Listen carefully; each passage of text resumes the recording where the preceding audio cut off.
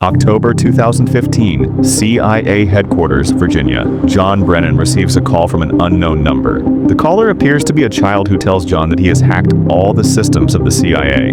This call would have been considered a prank if it had been made to a common man, but John Brennan was the director of the world's most powerful intelligence agency, the CIA, at that time. Let alone calling him, even knowing his personal mobile number, is a big deal. This is the story of those two children who hacked all the systems of the CIA and made a superpower, like America danced to their tune 3 times. Who were those children, and how did they accomplish this feat? Once again, welcome back in our videos. Dear viewers, when the caller is asked about his demands, he says that America should stop attacks in the Middle East, especially Palestine, and let the world live in peace. Even before his phone call, the CIA had come to know that their system had been hacked. You will get an idea in the video about the damage this hacking was causing to the CIA and America. It will happen later. As soon as the call was disconnected, the entire American government and the CIA got into action.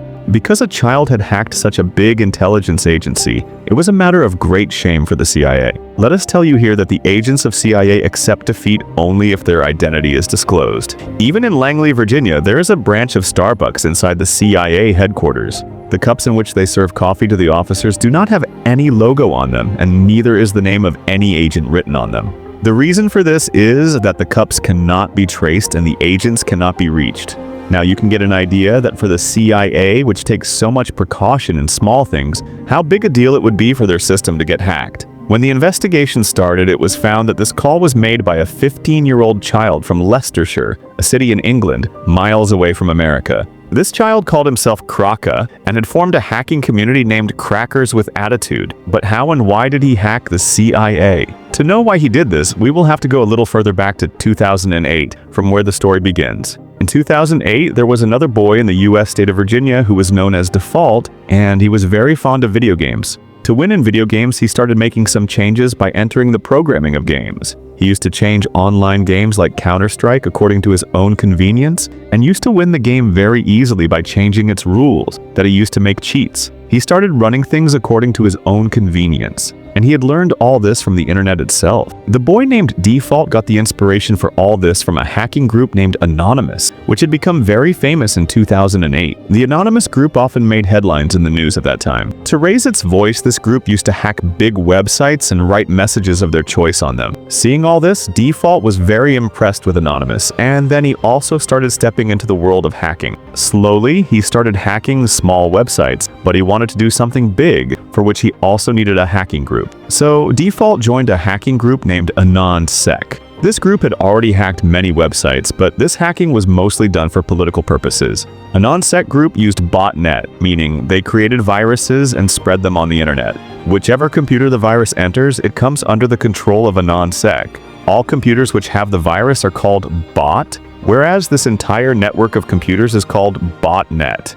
Being a member of AnonSec, Default also had access to botnet, and he saw that in this there was a computer which belonged to a medical college in Canada. Default worked a little on that computer and got access to the financial records of that medical college. He saw that the school still had to recover more than $9 million from the students, and all these records had now come to botnet, which he had stolen from the college computer. The first hacking of Default was successful, due to which the whole administration of the medical college was confused. This first hacking was done by him as a prank, but the next hacking was done in anger. In 2014, the government of Denmark passed a shameful law according to which sexual cruelty could be done to animals. This news was not liked by the animal rights activists all over the world. Default himself also had a dog whom he loved very much. So Default got angry and, along with his group, hacked the official website of Denmark and wrote in big letters on it that, "Do you know that your government allows cruelty to animals?" Not only this, but Default also used botnet to attack all the websites that were made in favor of this law and shut them down too. Due to the hacking of the official website of Denmark, this news spread, and this step of Denmark started getting criticized all over the world. People started abusing Denmark. Finally, the government of Denmark could not bear this pressure, and the very next year they were forced to close the law. The decision had to be withdrawn. Default had succeeded in his objective for the first time, but people started giving the credit to the Anonymous group, because at that time this hacking group used to make headlines. Default did not like the fact that he had done such a big feat,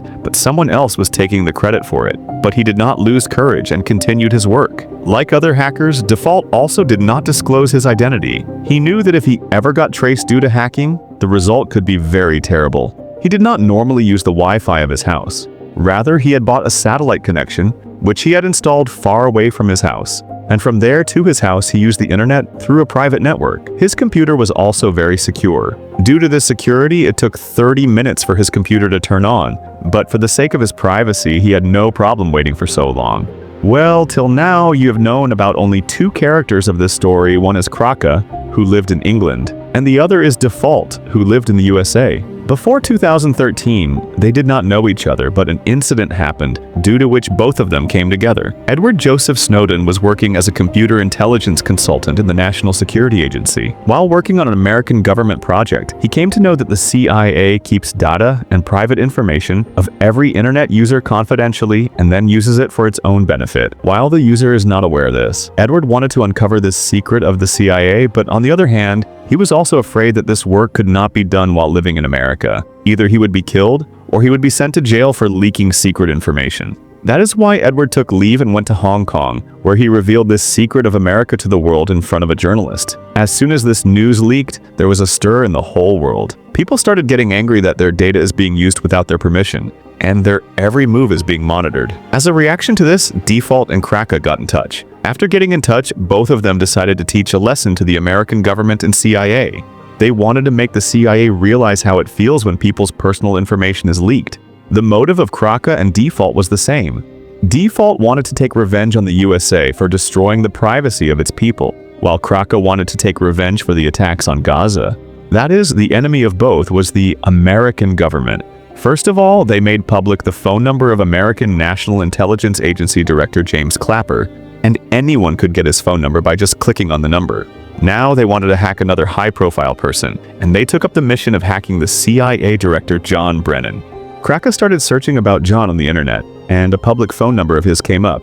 He saw that the number was of Verizon, which is an American mobile operator. He called Verizon's internal tech team, pretending to be an employee of the same company, and said that he was contacting them to solve a customer's problem because there was some technical problem in his system. The issue is that Verizon's team asked for his PIN code to confirm his identity, which they had already found out by hacking. After verification, Verizon shared John Brennan's personal details with Kraka. Now, Kraka had John Brennan's account number, backup mobile number, address, and the last 4 digits of his bank card. Now the next step was to hack Brennan's email. He found out the last 4 digits of Brennan's account, which Kraka already had. In this way, Kraka immediately got access to his email address. Now the CIA director's personal email account was with Kraka. He opened John Brennan's private email, which contained all the important and top secret documents, data of other CIA officers, their social security numbers, and instructions received from the government. By then, Brennan also came to know that his email account had been hacked, and he immediately closed his account, but it was too late now because Kraka had downloaded all this data to himself. Kraka downloaded all the data one by one. They started making all the official documents public, which created a furore in the whole of America. The CIA was being defamed all over the world. Now it had become a compulsion for them to catch the hackers. They wanted to catch them as soon as possible at any cost, but they could not get any clue. A few days after calling John Brennan, Kraka shared the personal information of 9,000 agents from the Department of Justice and 20,000 from the FBI on social media. After doing all this, Kraka was living his life comfortably. He thought that perhaps it was impossible to catch him. But on the other hand, Default, who was a resident of the USA, started getting worried. He was afraid that if he was caught, he would be disgraced. Perhaps he would never have been caught if Default had not made this mistake. He told his friend in an inebriated state that he was the one behind hacking the CIA. This mistake led to both Default and Kraka getting caught. After a few days, the FBI raided Default's room and dragged him away during interrogation. Kraka's name also came up, who was arrested with the help of British police. Kraka's real name is Ken Gamble, while Default's name is Justin Gray Lieberman. Due to his young age, Kraka was sentenced to 2 years in prison, while Default, who was not directly involved in the CIA's hacking, was sentenced to 5 years. Both are free from jail today and are pursuing their careers in cybersecurity. What do you think? Did both of them do the right thing or the wrong thing? Do tell me in the comments. I hope you all will like and share this video too. Thank you very much for your loving comments. See you in the next amazing video.